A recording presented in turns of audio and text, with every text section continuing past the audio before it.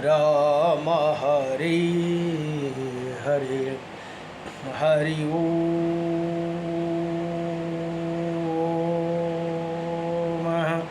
स्वस्ति श्री गणेशाय नमः। ओम श्री सरस्वती नमः। ओम श्री वेद पुरुषाय नमः। ओम श्री मातृपेत्र चरण कमलीभ्यो नमः। ओम श्री गुरु चरण कमलीभ्यो नमः। ओम समस्त कुल देवता चरण कमलेभ्यो नमः। ओम समस्त पितृदेवता चरण कमलेभ्यो नमः। कृष्णं नारायणं वन्दे कृष्णं वन्दे व्रजप्रियं कृष्णं द्वैपायनं वन्दे कृष्णं वन्दे पृथासुतं वासुदेवं सुता देवकं सचारुणमर्दनं देवकी परमानन्दं कृष्णं वन्दे जगद्गुरुं। मुकुं करोति वाचालं पङ्गुं लङ्घयते गिरिं यत्कृपातमहं वन्दे परमानन्दमाधवम्। कस्तूरितिलकं ललाटपटले वक्षौ स्थूले कौस्तुभं नासाग्रवरमौक्तिकं करतले वेणुकरेकं कणं सर्वज्ञहरिचन्दनसुललितं कण्ठे च मुक्तं बली गोपास्त्रीपरिवेष्टितो विजयते गोपालचूडामणि वंशी विभूषितकर्णं नवनीरदावत पीताम्बरदारुणा भीमफलधरोष्ट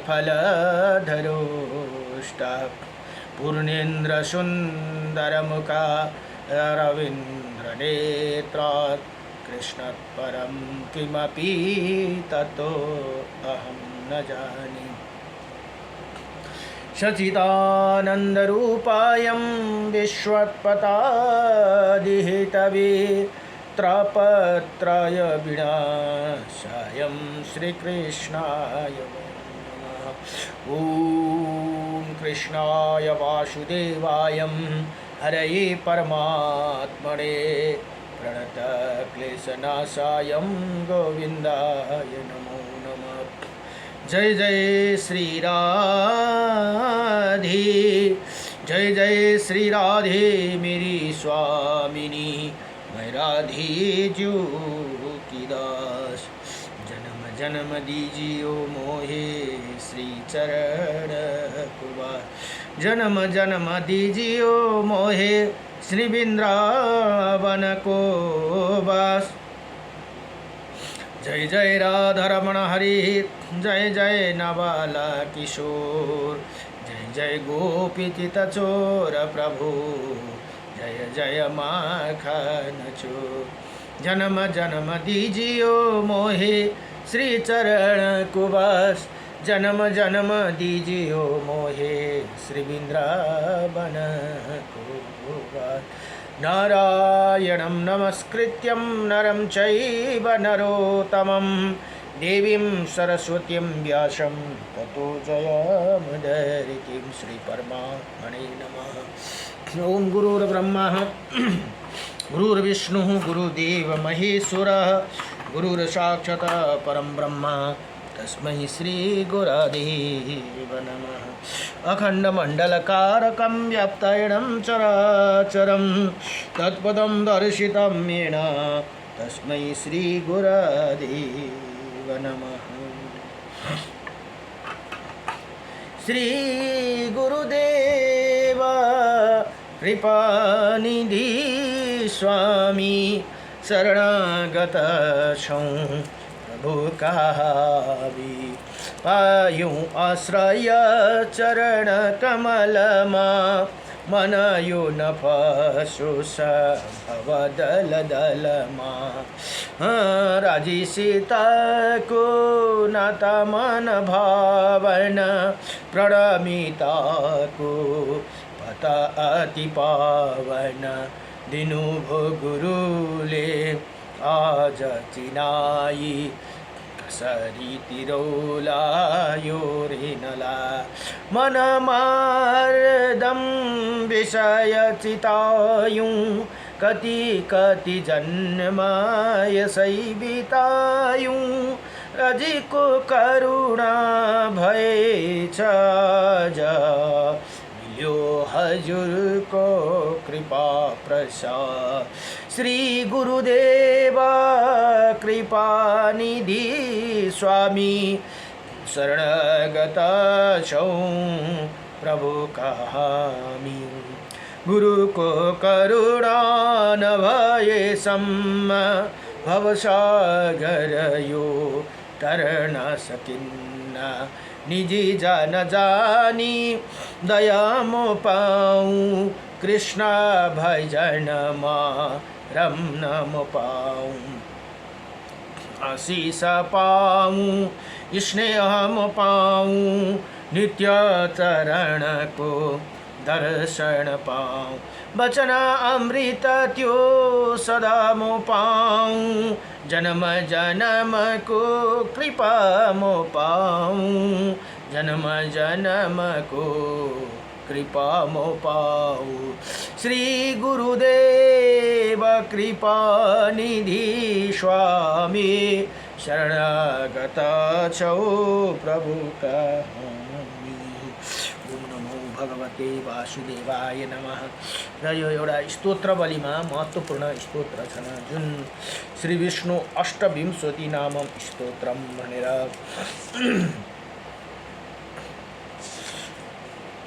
यहाँ अर्जुनले सोध्नुहुन्छ भगवान कृष्णलाई भने कृष्ण भगवानले उत्तर दिनुहुन्छ श्री अर्जुन उवाच किं न नामं शस्त्राणि जपते च पुनः पुनः यानि नामानि दिव्यानि तानि चक्षुष केशव हे भगवान केशव मनुष्य बार बार 1000 नाम जप क्यों करते उनका दिव्य नाम उनका वर्णन करे भनेर यहाँ अर्जुनले प्रार्थना गर्नुभयो।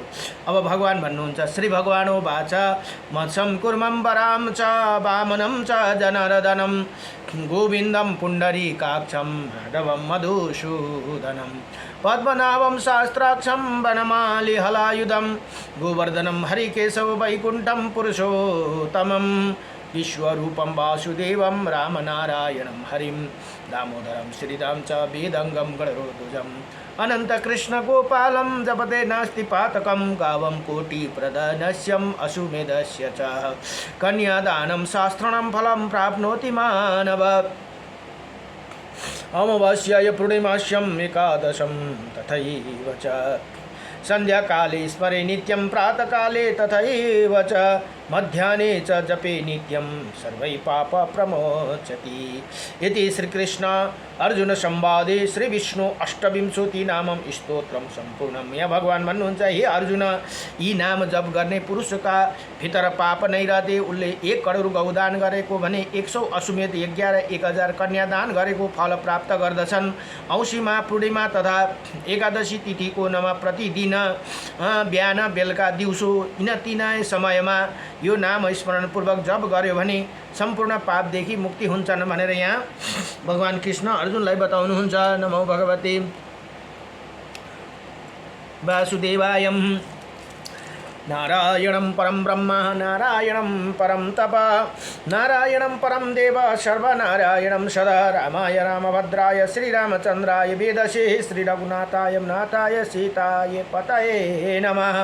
आये काछुं इस जगतमा सबले लिनुहोस् हरि का नाम उदास युगनाथ को सबमा राधे राधे श्याम।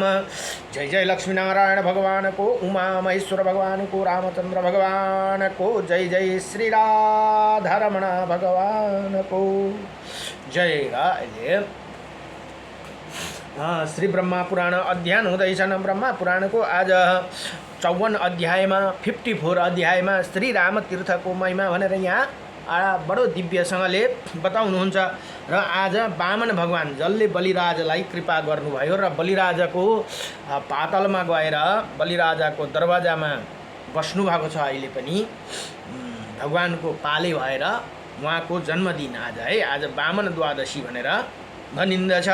वामन भगवान प्राकट्य भएको माता काश्यप ऋषि र माता अदितिको गर्भबाट प्राकट्य हुनुभएको भनेर बताउनुहुन्छ।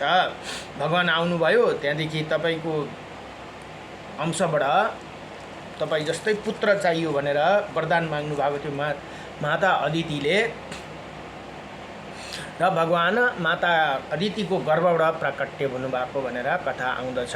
र पयो व्रत, पयो भनेको दुध पिएर व्रत बस्नुभएको थियो माता अदितिले, तपस्या गरेर भगवान वामनलाई प्राप्त गर्नुभएको। किनभने देवताहरूलाई बलिराजाले सबलाई स्वर्गबाट अलग गरिदिए। अब आफ्ना पुत्रहरूले दुःख पाउँदाखेरि मातालाई यो भएन, त्यसले गर्दा माता अदितिले तपस्या गर्नुभयो। उनलाई पीडा भयो, आफ्नो पुत्रहरूले दुःख पाउँदा मातालाई बडो पीडा हुन्छन्। त्यसले गर्दाखेरि तपस्या गरेर भगवान स्वयं वामन भगवान आएर बलिराजालाई वरदान दिएर सबै राज्य, सबै यो तीनै लोकलाई भगवानले फिर्ता गरिदिनु भएको भनेर कथा आउँदछ। र आज भगवान वामन अवतार भएको दिन र यहाँ अब श्री रामतीर्थ भगवानकै प्राकट्यकै कथा आउँदैछ। हेर्नुहोस् है, अब राम तीर्थको महिमा यहाँ आउँदैछ। यहाँ भन्नुहुन्छ ब्रह्माजीलाई नारदजीले सोध्नुहुन्छ भने यो ब्रह्मा पुराणमा भने नारदजीले प्रश्न गर्नुहुन्छ अनि ब्रह्माजीले उत्तर दिनुहुन्छ। ब्रह्माजी भन्नुहुन्छ, हे नारद, रामतीर्थ भूर्ण हत्या भनेर यहाँ भनिन्छ। जस्तो नाश करने वाला है उसकी महिमा के श्रवण मात्र से मनुष्य सब पापों से मुक्ति हो जाती है भनेर यहाँ बताउनुहुन्छ। अब इक्ष्वाकु वंश में दशरथ नाम के क्षत्रिय राजा हुए जो संपूर्ण विश्व में विख्यात थे और इंद्र की ही भांति बलवान बुद्धिमान और सुरवीर थे भनेर यहाँ बताउनु भयो। तथा बल की भांति अपने पिता पितामह के राज्य का पालन करते थे। महाराज दशरथ के 3 रानियाँ थी, कौशल्य, सुमित्रा और कैकेयी। ये तीनों कुलीन सौभाग्यशालिनी, रूपवती और सुलक्षणा थी भनेर यहाँ बताउनुहुन्छ। राम भगवान इच्छुकाको वंशमा सूर्य वंशमा आउनुभयो भनेर यहाँ बताउनुहुन्छ। सुलक्षण थी। राजा दशरथ जब अयोध्या राजा सिंहासन पर आसीन थे और ब्रह्मा वेताओं में श्रेष्ठ वशिष्ठ जी उनके पुरोहित भनेको कुलगुरु थे, पद पर प्रतिष्ठित थे। उसी समय देशों में ना रोग थे, ना मानसिक चिंता, ना तो अनावृष्टि ही होती थी और अकाल ही पड़ता था। ब्राह्मण, क्षत्रिय, वैश्य और शूद्र को और चारों आश्रम को भी पृथक पृथक बड़ा सुख मिलता था भनेर यहाँ पृथक पृथक भनेको अलग अलग। एक समय की बात है, देवता और दानव में राज्य के लिए युद्ध छिड़ गया। ना तो उसे देवताओं की जीत होती थी और न दैत्यों एवं दानव ही। वो युद्ध कई दिनों तक लगातार चलता रहा। इसी बीच में आकाशवाणी हुई, हे राजा दशरथ, जिनका पक्ष ग्रहण करेगा वही विजय होगी, दूसरा नहीं। ये सुनकर देवता और दानव दोनों अपनी विजय के लिए राजा के पास चले गए। देवताओं की ओर से वायु शीघ्र ही जा पहुँचे और राजा से बोले, हे महाराज, देव दानव संग्राम में अपने को चलना चाहिए। वो आकाशवाणी सुनाई दी एक ही जिसे और राजा दशरथ रहेंगे उसी पक्ष जीत होंगे, अतः आप देवताओं पक्ष ग्रहण कीजिए, जिसे देवता विजय हो भनेर यहाँ बताउनुहुन्छ। वायु की ये बात सुनकर राजा दशरथ ने कहा, हे वायु देवा, आप सुखपूर्वक पधारे, मैं भी अवश्य चलूँगा। वायु के चले जाने पर दैत्यगण राजाओं के पास आए और बोले, हे भगवान, हमारी सहायता कीजिए। महाराज विजय आप पर ही अवलंबित है, अतः आप दैत्य राजा की सहायता करें। राजा बोले, हे वायुदेव ने पहले ही मुझे प्रार्थना की है और मैंने देवताओं की सहायता करने के लिए वचन दे दिया, अतः दैत्यों और दानव लौट जाए। राजा दशरथ वैसे ही किया। स्वर्ग में पहुंचकर उन्होंने दैत्य, दानव तथा राक्षसों को सदा साथ लेने लिया और उसी समय नमुची के भाइयों ने देवताओं को देखते देखते तीखे बाण मारकर राजा के रथ की धुरी तोड़ डाली भनेर यहाँ बताउनुहुन्छ। राजा बड़े वेग से युद्ध में लगे थे, वहीं उन्हें धुरी टूटने का पता ना लगा। नारद उसी युद्ध में रानी कैकेयी भी राजा के पास में बैठी थी भनेर यहाँ बताउनुहुन्छ। उसी रथ की अवस्था का पता लग गई कि परंतु उसने राजा का इस बात का सूचना नहीं दी। धुरी टूटी देखा उन्होंने अपने जगह अपने हाथ ही लगा दिया भनेर यहाँ बताउनुहुन्छ। ये बड़ा अद्भुत कार्य था। जुन बेला माता कैकेयीले राजाको त्यो माथिको रथको धुरी टुट्ने बेलामा त्यो बाणलाई माता कैकेयीले पकड्नु भएको थियो भनेर यहाँ बताउनुहुन्छ। रथों में श्रेष्ठ महाराज दशरथ ने कैकेयी के हाथों में थामे हुए रथ को द्वारा दैत्य और दानवों पर विजय पाई भनेर यहाँ बताउनुहुन्छ। त्यो रथ टुट्नु पाएन अरे, किन कैकेयी माताले त्यसरी त्यो बाणलाई पकडिनु भयो भनेर यहाँ बताउनुहुन्छ। फिर देवताओं से अनेकों बार वर पाकर उनकी अनुमतिले पुनः अयोध्या में लौट आए भनेर यहाँ बताउनुहुन्छ। आते समय मार्ग में बीच में जब महाराज दशरथ ने अपनी प्रिय कैकेयी की और दृष्टिपात किया तब उसका वो साहसपूर्ण कार्य देखकर उन्हें बड़ा विस्मय हुआ भनेर यहाँ बताउनुहुन्छ। हे नारद, इसी कार्य में प्रसन्न होकर राजा ने कैकेयी को वर दिए। रानी कैकेयी भी राजा की आज्ञा स्वीकार करके इसी प्रकार कहा, हे महाराजा, आपके दिए हुए वर आपके ही पास रहे, आवश्यकता पड़ने पर मैं लूँगी भनेर। अब यो वर हेर्नुहोस्, भगवानले कार्य गराउनका लागि सबै लीला रच्नुहुन्छ। अब यो यतिखेर त्यो टाइममा कैकेयी माताले त्यो लिनु भएन, वरलाई तपाईँकै पास राखिराख्नुहोस्, जब म जरुरी पर्छ तब मात्रै म लिन्छु भनेर यहाँ बताउनु भयो। त्यो वर कतिखेर लिनुभयो त भन्दा पछि राम भगवान वनवास जाने बेलामा वनवास पठाउनलाई र जुन बेलामा भगवानलाई राजा हुनको लागि तयारी भएको थियो त्यो वर त्यतिखेर माग्नुभयो भनेर कथा आउँदछ। राजा दशरथ पुरस्कार में अनेकों आभूषण देकर अपनी प्रिय कैकेयी के साथ अपने नगर में गए। विजय होने से बहुत प्रसन्न थे। तदंतर बहुत समय के बाद मुनीश्वर ऋषि श्रृंगी की कृपा से देवताओं की कार्य सिद्धि के लिए राजा दशरथ ने दशरथ के 4 देवोपम पुत्र हुए। कौशल्या से राम कैकेयी से बुद्धिमानों में श्रेष्ठ भरत तथा सुमित्र से लक्ष्मण और शत्रुघ्न, ये 4 पुत्र भाई भनेर यहाँ बताउनुहुन्छ। वही सब पुत्र बुद्धिमान, प्रिय तथा राजा के आज्ञाकारी थे। एक बार महर्षि विश्वामित्र आए और उन्होंने यज्ञ की रक्षा के लिए राजा से राम और लक्ष्मण को मांग लिया। विश्वामित्र ने उनके मत तो जानते थे भनेर यहाँ बताउनुहुन्छ। तब राजा दशरथ बोले, तुम इसी बुढ़ापे में ही किसी तरह देव योग से मेरे ही बालक उत्पन्न हुए, जो मेरे मन को आनंद देने वाला और अपना शरीर और ये राज्य मैं दे दूंगा, किंतु इन पुत्र को ना दे सकूंगा भनेर यहाँ दशरथ राजा यसो बताउनुहुन्छ। उसी समय वशिष्ठ जी राजा दशरथ से कहा, हे राजन, रघुवंशियों ने किसी को प्रार्थना ठुकराने का नहीं सिखाया है। उनके ये कहने पर राजा ने किसी तरह श्री राम और लक्ष्मण को कहा, पुत्र तुम ब्रह्मर्षि विश्वामित्र के यज्ञ की रक्षा करो। अब यो विश्वामित्रले जति पनि अस्त्र शस्त्रहरू थिए नि राम भगवान लक्ष्मणकोमा, ती लक्ष्मणलाई निन्द्रा नलाग्ने विद्या, भोक नलाग्ने विद्याहरू सबै ब्रह्मा यी विश्वामित्र ऋषिले प्राप्त गर्नुभयो। किनभने यज्ञ गर्नु हुँदै थियो, यज्ञको रक्षाको लागि लगेका थिए उनले, त्यही कारण सबै अस्त्र शस्त्रहरू उहाँले नै यज्ञद्वारा प्राप्त गराउनु भएको भनेर कथा आउँदछ। अब यहाँ भन्नुहुन्छ, ब्रह्मा ऋषि विश्वामित्र यज्ञ की रक्षा करो, यही कहकर उन्होंने अपने दोनों, किनभने वशिष्ठ जीलाई था थियो पुत्र विश्वामित्र जी को शोभ दिया। राम और लक्ष्मण बहुत अच्छा कहकर राजा दशरथ को नमः प्रणाम करके किया और यज्ञ की रक्षा के लिए विश्वामित्र जी के साथ प्रसन्नता पूर्वक चली गई।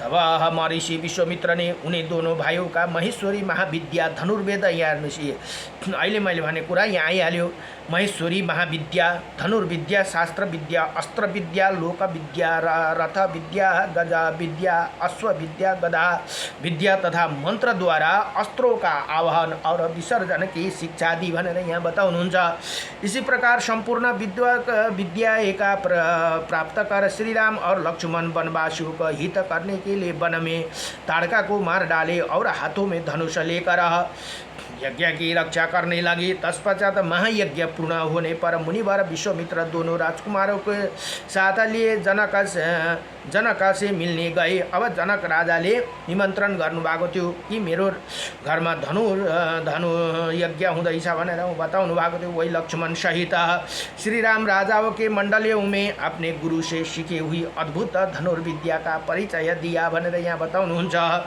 इसे प्रसन्न होकर राजा जनक के अपने आयो निजा भनेको योनिबाट नजन्मेलाई आयो निजा भनिन्छ है। जुन माता सीता पृथ्वीबाट प्रकट हुनुभएको त्यही कारण उनलाई आयो निजा उनीहरू पञ्चकन्यामा पर्दछन्। आयो निजा कन्या लक्ष्मी रूपा स्वरूपा सीता के श्री राम के साथ विवाह कर दिया भनेर यहाँ बताउनुहुन्छ।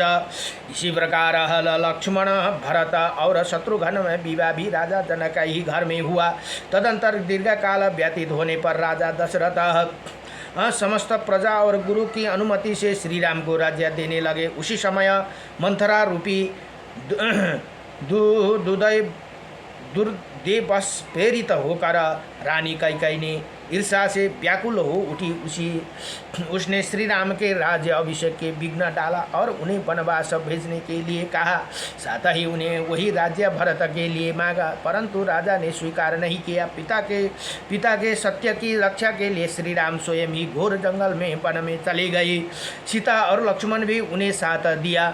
श्री राम ने अपने सतगुणों को कारण सत्य पुरुष के शुद्ध हृदय से घना घर बना लिया तथा जब श्री राम राज्य की तृष्णा से रहित हो और वनवास के लिए दीक्षित हो लक्ष्मण और सीता साथ चले गई। तब राम लक्ष्मण और गुणशीलाशालिनी सीता का स्मरण करके महाराज बड़ा दुख हुआ और उन्होंने अपने प्राण को त्याग दिए भनेर यहाँ बताउनुहुन्छ।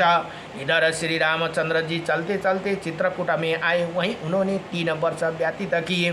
फिर वहां से दक्षिण दिशा की ओर चले और क्रमशः दंडकारण्य में वन में पहुँचे, जो समस्त देशों में पवित्र और 3 लोक में विख्यात है। यो दंडकारण्य वन